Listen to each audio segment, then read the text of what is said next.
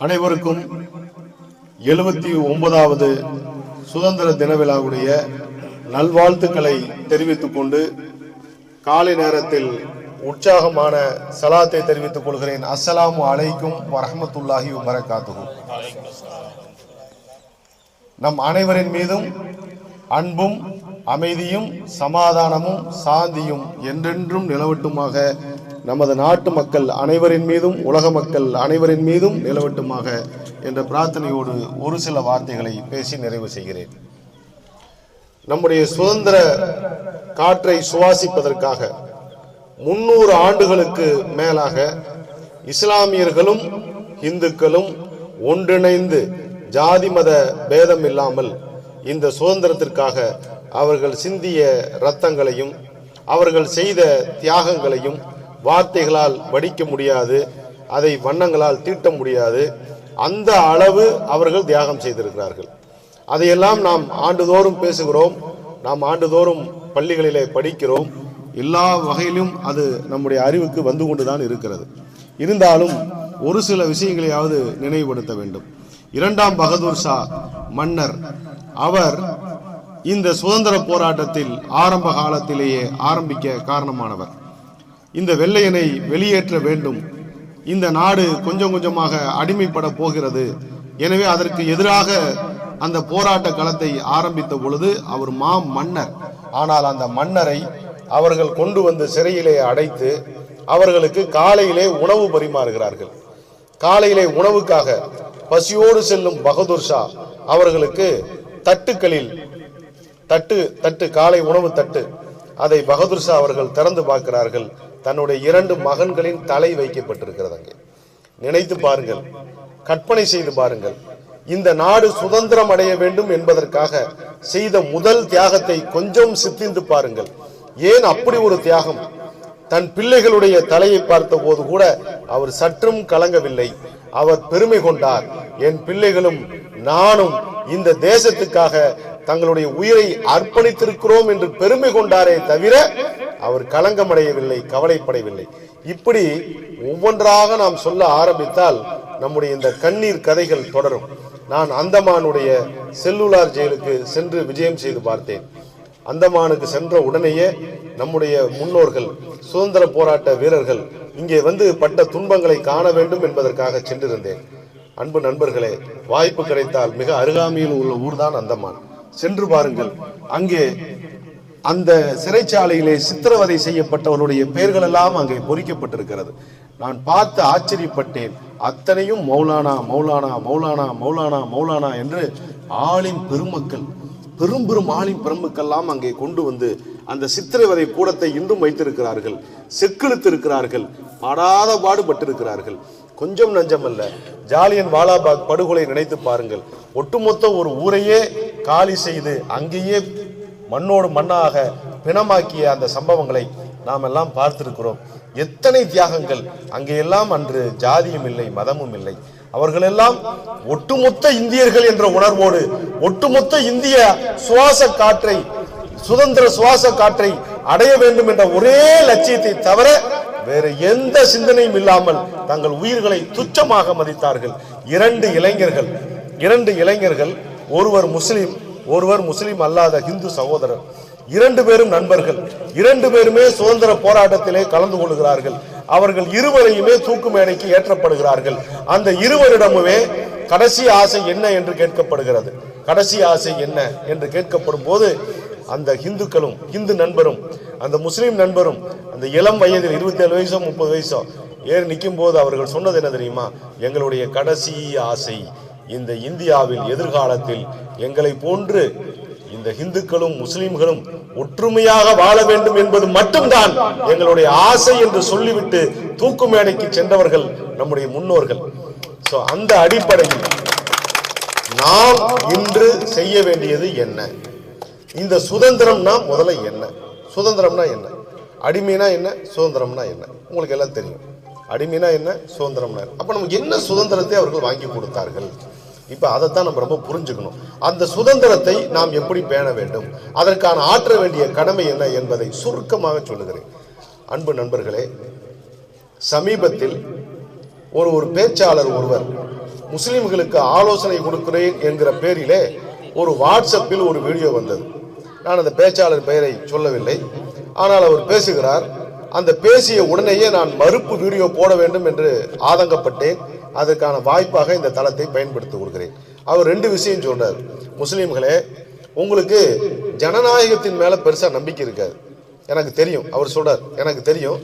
அதனால நீங்க என்ன செய்யுங்க, நான் ஒரு ஐடியா கொடுக்குறேன் உங்களுக்கு. நீங்க இந்தியாவில் உள்ள அத்தனை முஸ்லிம்களுமே ஓட்டு போடாம புறக்கணிச்சிருங்க ஓட்டை. அப்பதான் உலக பார்வையெல்லாம் உங்க மேல வந்து படும் அப்படிங்கிறார். அவர் நல்ல பேச்சாளர் தான்.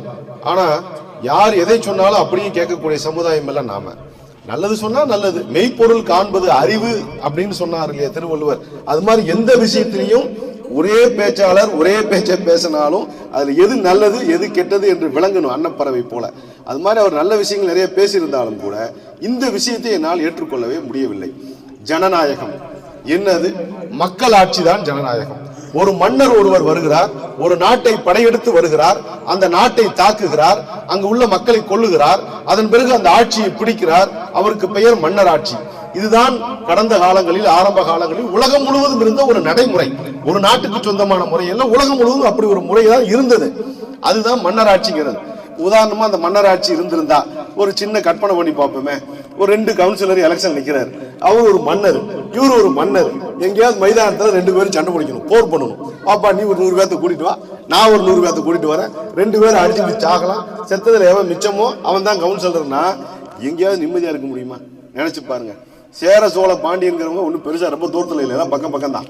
அப்ப 2 எம்எல்ஏ எலெக்ஷன்ல ஜெயிக்கணும், என்னப்பா போர் செஞ்சுக்கலாமா, வாங்க போர் செய்யலாம். 2 பேரும் போர் செஞ்சு 2 பேரும் வெட்டு குத்தலாம் பண்ணி கை காலெல்லாம் போய், இப்ப அந்த ஆட்சி சிறந்த ஆட்சியா?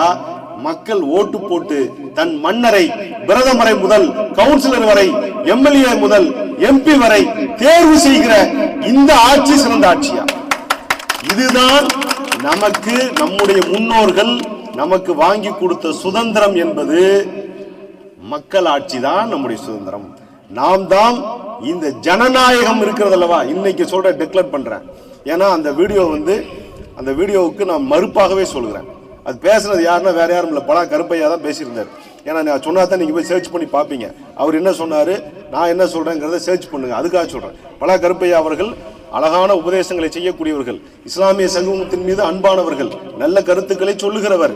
இருந்தாலும் நானாக இருந்தாலும் யாராக இருந்தாலும் அந்த கருத்தில் பிழை இருந்தால் சுட்டி காட்டுவது அதுவும் நமக்கு சுதந்திரம் கற்றுக் கொடுத்த ஒரு உரிமை. அந்த வகையில அவருடைய நல்லதுதான் சொல்றேன்னு வந்தா கூட அதுல ஒரு தவறாக இருந்ததுனால நான் சுட்டி காட்டுறேன். இப்ப ஜனநாயகம் இருக்கிறது அல்லவா, இது அமைதியா அல்லது மன்னராட்சி அமைதியா? மன்னராட்சி என்பது அந்த காலத்துக்கான பொருந்தம், இந்த காலம் இல்ல. இப்ப நீங்களே சொல்லுங்க, எல்லாரும் சவுண்டா சொல்லுங்க.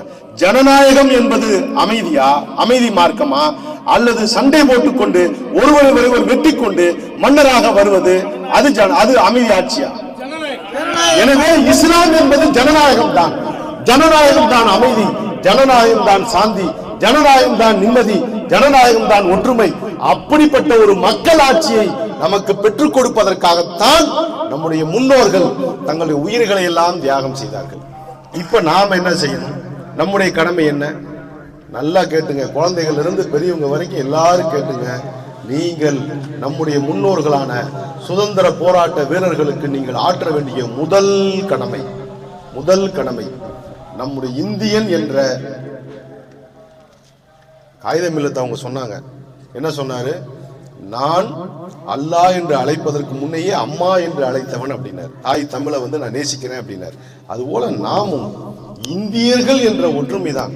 இந்த நாடு, இந்த நாட்டின் அடையாளம், உலகத்திலேயே வேற்றுமையில் ஒற்றுமையோடு வாழுகிற ஒரு நாடு என்றால் அது இந்திய நாடு. அதில் நாம் இந்தியர்கள் என்பதில் நாம் பெருமை கொள்ள வேண்டும். நான் நேற்று கூட சொன்னேன், தம்பி ஒரு கேள்வி கேட்டார் என்னை பார்த்து, என்னங்க ஏன் வெள்ளச்சட்டை வெள்ளை வீட்டிலே இருக்கிறீங்க அப்படின்னாரு. அப்போ நான் மக்காவுக்கு போனேன், மதீனாவுக்கு போனேன். அங்கே உள்ள மக்கள்லாம் அரபு நாட்டவர்கள், நானும் முஸ்லீம் தான், அவங்களும் முஸ்லீம் தான். இருந்தாலும் கூட எல்லாமே அங்கே முஸ்லீம் தான் கூடுறாங்க. இருந்தாலும் என்னை பார்த்து ஒரு கேள்வி கேட்பாங்க, மதராசி அப்படிங்குவாங்க. ஏன்னா நம்மளை பார்த்து மதராசிங்கிற, நம்மளும் தொப்பிதாரி தான் வச்சிருக்கிறோம், அதை எப்படி கரெக்டாக கண்டுபிடிச்சான் அப்படின்னா, இந்த வெள்ளச்சட்டையும் வெள்ளை வேட்டையும் அவன் கண்ணில் இவன் மதராஸ்காரன், மதராஸ்காரனா என்ன, தமிழ்நாட்டுக்காரன் காட்டுச்சு. ஆஹா, இந்த உடை உலக கண்களுக்கு என்னை தமிழனாக அடையாளம் காட்டுகிறேன் என்றாலா இந்த உடையிலே நான் மௌத்தாகும் வரை அணிவேன் என்று உறுதி ஏற்றுக்கொண்டேன். கண்ணியத்துக்குரியவர்களே, நாம் செய்ய வேண்டிய இந்த சுதந்திரத்தில் நாம் எடுக்க வேண்டிய உறுதிமொழி, இறுதி மூச்சு வரை எத்தனை எலெக்ஷன்கள் வருகிறதோ அத்தனை எலெக்ஷனிலும் கட்டாயம் ஓட்டு போட வேண்டும். அதற்கு சங்கடப்படவோ, சங்கடப்பட்டால் தேசபக்தியின் அடையாளமே என்னவென்றால் நம்முடைய ஓட்டு உரிமையை சரியாக பயன்படுத்த வேண்டும். இந்த ஒண்ணுக்கு தான் அத்தனை பேர் உயிரை விட்டுருக்காங்க. இந்த ஒன்னே ஒண்ணுக்கு தான். இன்னைக்கு நம்முடைய மஸ்ஜித் சேவை குழுவின் இந்த 79வது இந்த சுதந்திர தினத்தன்று நாம் எடுக்க வேண்டிய உறுதிமொழி என்னவென்றால் நமக்கு எல்லாத்துக்கும் MSKல ஒன்னொன்னுக்கு ப்ராஜெக்ட் இருக்குல்ல. இப்ப நம்ம எல்லாம் ஒரு ப்ராஜெக்ட் எடுக்கலாமா? ப்ராஜெக்ட் இல்லாம எப்படி முடிக்கிறது? பேச்ச முடிக்க முடியாது. அதனால 100% ஓட்டு நாங்கள் பதிவு செய்வதற்கு இந்த மஸ்ஜித் சேவை குழு இன்று முதல் எலெக்ஷன் வரை முயற்சி எடுக்கிறது. அதுல முதலாவது என்ன அப்படின்னா, முதல்ல ஓட்டு இருக்குதான்னு செக் பண்ணணும். எல்லா சமுதாயத்தையும் ஒவ்வொரு முகல்லாவிலையும் அனைத்து சமுதாய மக்களுக்கும் முதல்ல அந்த ஓட்டுக்கு பேர் இருக்குதா பேர் இல்லையான்னு பாக்குற வேலையை நம்ம எல்லாரும் ஆரம்பிக்கணும். ஜமாத் உலமா ஆரம்பிக்கணும், ஐக்கிய ஜமாத் ஆரம்பிக்கணும், அவங்களோட சேர்ந்து MSK ஆரம்பிக்கணும். இந்த வேலையை முதல்ல செய்யணும். கரெக்ட். ரெண்டாவது வேலை என்ன செய்யணும்? எல்லாருக்கும் அவேர்னஸ் கொடுக்கணும். ஏதோ ஒரு கட்சிக்கு ஓட்டு போடாது, ஒன் சாய்ஸ். அந்த கட்சிக்கு ஓட்டு போடும் போது கூட நான் ஒண்ணு சொல்றேன், நீங்க எல்லாம் குடும்பத்தோட உட்காருங்க. யாரெல்லாம் எலெக்ஷன்ல நிக்கிறாங்கன்னு பாருங்க. அந்த MLA நிக்கிறாரு அப்படின்னா அவரு என்னென்னலாம் செஞ்சிருக்கிறாருன்னு புருஷன் பொண்டாட்டி குழந்தைகளாம் உட்கார்ந்து வீட்டுல பேசணும். ஒரு கவுன்சிலர், நம்முடைய கவுன்சிலர் கடந்த 5 ஆண்டுகளில் என்ன செய்திருக்கிறார் அப்படிங்கிற தகவலை உங்களுடைய மனைவி மக்களோடு குடும்பத்தோடு உட்கார்ந்து பேசணும். ஒரு MP என்ன செஞ்சிருக்கிறார் குடும்பத்தோட உட்கார்ந்து பேசணும். நம்முடைய முதலமைச்சர், பிரதமர் என்னென்னலாம் நமக்காக எலெக்ஷன் நிக்க போகக்கூடியவர்கள் யார் யார் நிக்கிறாங்க, ஏற்கனவே எலெக்ஷன் நின்றவங்க நிக்கிறாங்கன்னா அவங்க செய்த சாதனைகள் என்ன, நமக்கான முயற்சிகள் என்ன அப்படிங்கிறத உட்கார்ந்து பேசணும். புதுசா சுயேட்சையா நிக்கிறாங்கன்னா அவங்களுடைய கடந்த கால வாழ்க்கை எப்படி இருந்தது என்பதை பேசணும். சும்மா போய் ஓட்டு போட, நீ போய் அதை போட, நான் போய் அதை போட்டுக்கிறேன், நீ அப்படியே போட்டு வந்துடு, அதெல்லாம் இருக்கக்கூடாது. குழந்தைகளோட உட்காந்து பிளஸ் மைனஸை பேசி டிசைட் பண்ணி அந்த மாதிரி அந்த ஓட்டை பயன்படுத்தும். நமக்கு நான் திருப்பி சொல்றது, முதல்ல 100% ஓட்டு போடுகிற ஒரு நிலையை உருவாக்க வேண்டும். நாம் யாருக்கு ஓட்டு போடுகிறோம் என்பதில் ஞானத்தோடு, அறிவோடு, அதை ஆலோசனை செய்து குடும்பத்தோடு முடிவு செய்து ஓட்டு போட வேண்டும். எந்த ஊரில் இருந்தாலும் ஒருத்தன் 10,000 ரூபாய் செலவு பண்ணி எங்கேயாவது ஒரு ஊர்ல இருந்து பிளைட்டை புடிச்சிட்டு வந்து அவன் ஓட்டு போடுறான் அப்படின்னு சொன்னா அவன் தான் இந்த நாட்டின் தேசபக்தன். அவன் தான் தேசபக்தன். சும்மா வீட்டுல படுத்துக்கிட்டு போய் நிக்கிறது, யார் நிக்கிறது போய் அப்படிங்கிறது கிடையாது. அதனால நம்முடைய முன்னோர்கள் நமக்காக வாங்கி கொடுத்த சுதந்திரத்தை இறுதி மூச்சு வரை காப்பாற்றுவதற்காக இந்த நாளிலே 2 செய்திகளை தெரிவித்துக் கொண்டு விடைபெறுகிறேன். ஒன்று, நாம் இந்தியர்கள் என்ற ஒற்றுமையோடு ஜாதி மதங்களுக்கெல்லாம் அப்பாற்பட்டு இந்தியன் என்ற உணர்வோடு இறுதி மூச்சு வரை வாழ வேண்டும்.